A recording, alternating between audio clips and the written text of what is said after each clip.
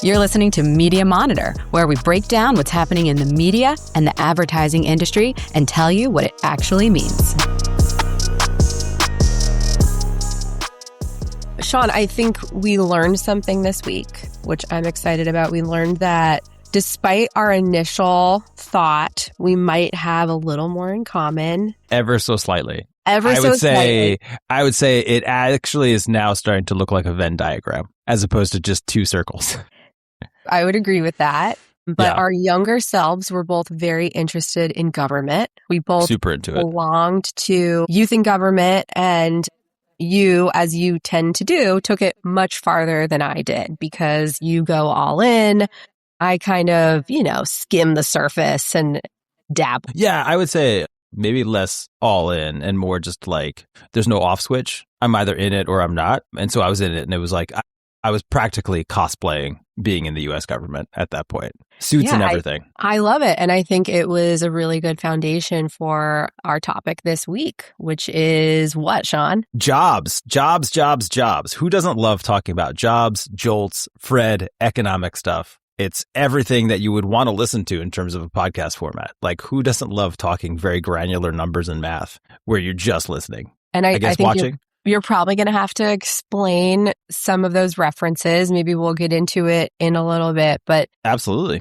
to frame out our discussion, why are we talking about jobs this week? Well, we're talking about it because the jobs report for January came out Wednesday, February 11th. And according to the Bureau of Labor and Statistics, they reported the U.S. economy grew. We added 130,000 jobs, which is the strongest month in job creation since December 2024, and well ahead of what economists were predicting. They only predicted about 70,000 jobs being added. So that sounds promising, right? That sounds like positive news for our labor market. However, we started looking at it a little bit more closely. The main driver is the healthcare sector. They saw the biggest gains. And I think it got, both of us wondering, well, what does it mean for our industry? How are we doing as compared to the whole? Are we seeing a similar trend in growth or maybe declines? And I thought, Sean, that maybe you'd have a perspective on this and it would be something really valuable to share with our listeners. So talk to me, Sean. Yeah. So on the jobs number, I think it's also worth calling out that the January number, if true, is almost as big as the total amount of jobs added in all of 2025, coming in at let's call it a little under 160K. So I think that's also part of the skepticism that we're seeing across economists, things like that. There's also a company called ADP that kind of measures or doesn't measure. They are a private payroll company that kind of works with companies to do things like your paycheck showing up, et cetera. And they produce their own kind of jobs report, and they added far fewer jobs in terms of what they can see. Now, again, the jobs report from Bureau of Labor Statistics is private jobs. It's also government jobs. It's a whole host of things. So ADP certainly doesn't have the whole picture, but a lot of economists scratching their heads. And part of that is also just for folks that maybe aren't as close to it is typically these numbers go through a couple of revisions because it's based on some math, some surveys. It's a mix of stuff in order to kind of get there. It's not like they have a magical tool or system that just kind of tracks every single person in the US and says up or down. So it's kind of a directional point in time, but given some of the trajectory, some of the headlines we're seeing, a lot of folks are expecting those numbers to be revised down pretty significantly in the next kind of two waves of revisions. So time will tell, but tied to the headlines and to answer your question is a big thing is well, what's happening within our space, right? Advertising, marketing, agencies. I was reading an interesting article in the Drum over the weekend that kind of addressed that head on, but specifically to the UK market. And they used some colorful language to describe it, but I would just say it's bad. It's bad from a industry perspective on hiring. It's not looking great in terms of total job openings, both for the US and UK. And so it got me wondering because we sell ad data, right? That's our bread and butter. So I was curious to see if our advertising spend, our data that we offer, had any connection to the labor market. So that was kind of the starting point that I had for marketing and all of those things. Yeah. And I think, anyone can write an article with, some exaggerated view on something, but we got to back it in data, right? So Hopefully, yeah. what does our data suggest with respect to a correlation there? Did you find something? Yeah. I mean, that's kind of a softball lead-in question there. That was like, even using the word correlate, did you find a correlation? Like that? Yes, did find a correlation. So there's a great tool. I am a particular nerd called Fred. It's run by the St. Louis Federal Reserve. In the US, we have these different banks that all tie up into like the big Federal Reserve, but they have these regions and they all kind of have their specialty. The San Francisco Fed, they have a really cool like tech index that measures and gets really granular on like economic activity related just to tech. No surprise. But like the St. Louis Fed one, their specialty, which I think is kind of cool, is they just aggregate a ton of data and make it free for anybody to use. So it's in this database called Fred. I think it's the Federal Reserve Economic Database or something like that. But one of the cool things I found was they have job listings from Indeed by different kind of type. And one of the things they have is marketing, as like how many marketing jobs are actually open, available from a job posting perspective going back years. It's an imperfect measure, right? Because job postings doesn't necessarily mean like hiring or firing, but it's a good indication of the health of the market, right? Like if there's a lot of demand, you're going to see more job openings, right? If there's softness in the market, you should see less job openings, right? Intuitively, that's what we see writ large. But what's also really cool about it is we have that data globally. So we have it for, many different countries. So what I thought was cool was we could look at it by our ad spend in corresponding countries. So I took a look at Canada, the UK, and US, all of which we have ad spend data, and we're actually able to see job postings for marketing in those same countries. So that was like where I started. So it was cool. And what did the data show you? Yeah. So to use your language earlier, we actually found a pretty strong correlation between job postings and our ad spend data. And again, intuitively, you would think that for stat nerds that are on the call, right, you're going to probably go like, isn't that multi-collinearity? And it might be. For folks that are not stat nerds, is it kind of what's the term? Like the tail wagging the dog? Is it one kind of leads the other? These two things are connected, but does that mean that there's anything more than just the fact that spend plus jobs make sense? And it might be, but I thought this was at least an interesting place to start. So in the US, for kind of folks that might be excited, there's around a 0.56 correlation between job postings and our ad spend data. It's 0.53 in the UK. And in Canada, it's a walloping 0.76. So what that means, without getting like too into the weeds, again, that nerds are going to go, you didn't do justice for it, it's not right. And that's true. But I'm not trying to do a statistics podcast. I'm trying to do a general market one. But kind of the 0.76 tells me that there's about a 60% overlap between what happens in the job market and what happens in ad spend. There's probably, let's call it like 40% of other stuff that might explain it. But the relationship between those two things is enough to explain that like when ad spend goes down, so too does job postings. And when ad spend goes up, job postings open up, which again is pretty intuitive. And everyone's like, okay, well, that's not helpful, right? Like we have that. It's true. I get it. But kind of taking that next logical step, the one thing that's like secret sauce that we have is we got this thing called forward booking data, right? You know it, I know it. It's a pretty cool thing. Maybe you disagree, but it's what was booked today from like an agency billing perspective for future dates. So the ad hasn't ran yet, so we can see into the future, right? We don't even need to forecast, we can just see it. And so if we have a sense from forward booking data where the ad market is going, we can get ahead of any kind of job postings, conversations, etc. Which again, I think is a pretty cool kind of look into the economy and showing how these things are connected, right? There's probably more to do here, but I was just like, back of the napkin, let me throw it in, run a couple of cool correlation matrices, see what pops. And a lot popped, which again, I thought was interesting. Well, and I think what you're doing there is you're not just looking in the rear view and confirming what you thought might be true. You're looking ahead and seeing, if there are fewer ads being placed, we're probably going to need fewer jobs, doing the work around creating placing, running, doing all of that to support it. So For sure. I think that forward-looking view is really interesting. Yeah. Yeah. Now to the point of like, if you need fewer jobs, I think the other big question that is almost an elephant in the room is like, okay, well, how much of this is tied to AI, right? Because I think that's the big question as it relates to, okay, will this signal continue, right?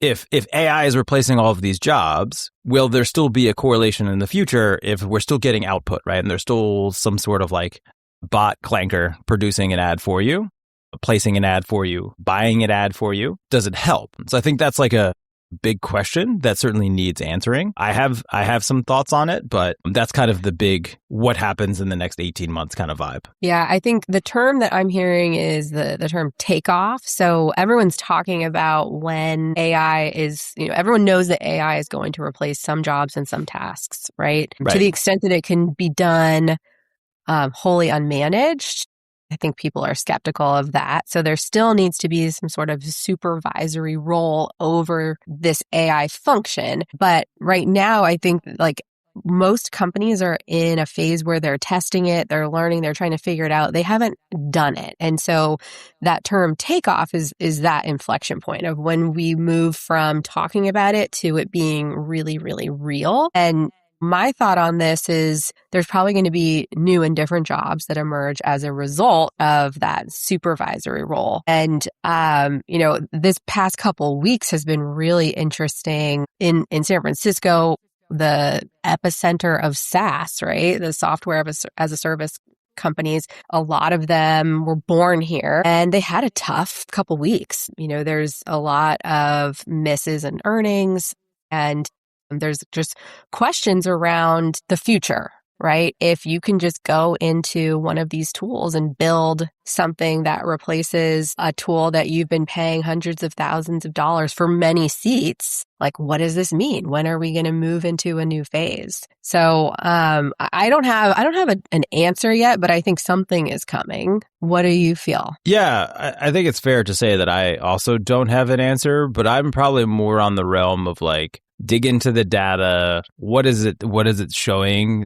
Kind of some healthy skepticism. I'm glad you kind of brought up San Francisco because there's a fairly big kind of tech player out there that kind of in the last earnings call talked about kind of the move towards AI, reducing headcount. But an announcement came about a week after that announcement saying that for a bunch of folks being laid off in the US, they were hiring roughly 20,000 in India. So to me, that feels less like AI is taking these jobs and more of things are offshoring to other places. And so I always kind of have a healthy deal of skepticism because there's some anecdotal evidence to show that when AI is referenced in earnings calls to talk about cost reductions, improvement in productivity, typically the market cap for that company will go anywhere. And again, I've seen numerous studies, so it's a pretty wild range of like 12% up to around 63% growth in market cap kind of post these earnings calls where AI is referenced. But again, some companies have gone full AI. Some are saying that they're going full AI and then hiring those jobs elsewhere.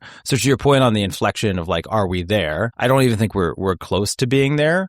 It's just not kind of bearing out when you go into the data and try to understand what's happening from a jobs perspective. The one area that I have seen that I'm not seeing that reproducible kind of jobs placed elsewhere, offshoring, is in the creative fields.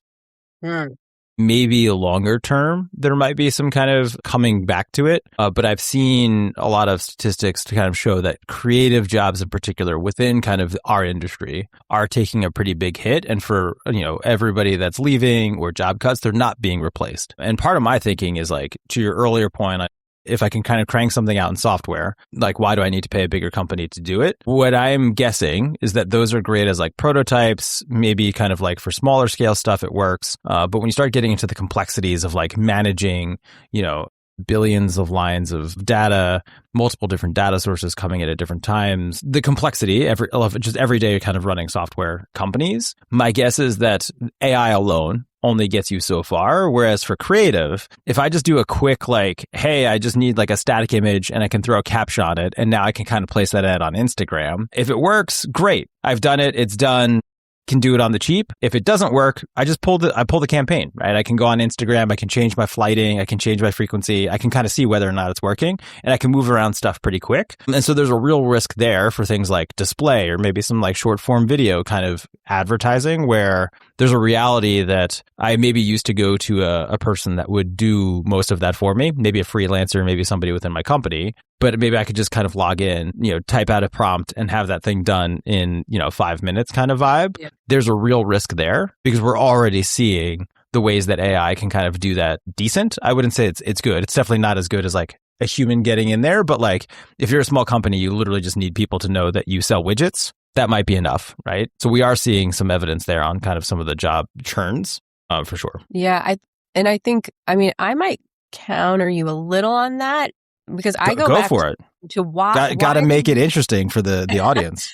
Well, I go back to, why do we buy these SaaS products anyway? As a company, what are we trying to do? We're trying to delegate some of that responsibility and product roadmap and development. I don't want to be thinking about how to make my HR software better, right? And in the same vein, maybe on the creative side, I don't want to be managing all of that. I need somebody else to do it. So, I think that we've seen the risks of relying solely on AI to generate ads. People just don't like it. They can tell that it's from AI, and there's just this kind of bad taste in their mouth when they see it. So, I feel like we've got to rebound on the creative side because that's what makes us human, right? This ability to come up with something that really touches other people. And I don't know that AI can get there. So to your point, it can get a certain amount of the way there, but I'm hopeful that we kind of pull back some of this creative side and maybe there's a happy medium. Yeah, we'll see. I'll leave you with this. I came across this weekend as well. The whole like TLDR, too long, didn't read. I saw AI DR pop up over the weekend. So it was like articles AI, didn't read. And it's gaining traction. And I was like, oh, this is an interesting new form of resistance in terms of people like rejecting. What's funny is some people have said like, no, I actually wrote that. And people are like, nope, AI DR. So there is the risk of also maybe falsely identifying. But it's an interesting pivot, right? To your point on like, it helps us get a certain point of the way there, but humans are still needed for some of that kind of like high touch quality stuff that AI just isn't there yet in terms of promising and delivering. Yeah. I don't want a AI generated Valentine, right? Sure. I'm at this point, I don't even know if I want a Valentine, but sure. AI especially. Of course you do. Well, because we got that coming up this weekend, which, I saw it interesting and we've talked about the Super Bowl enough, but did you know that next year the Super Bowl is on Valentine's Day? I did not. What a gift for all of those that want a little bit of both in their lives. I'm surprised they let it happen. That feels like a real mashup of things that don't go together. Yeah. But we'll see. They'll probably figure out a way. Oh, yeah. Maybe AI will kind of figure out the campaign. They've got, about a year to figure it out. It's true. All right. Well, it's been great. I hope you have a lovely weekend. All right. Thank you, Sean. Yeah. See you guys next week. That's Media Monitor. Follow us and subscribe wherever you get your podcasts every Wednesday for a new episode. And as always, thanks for listening.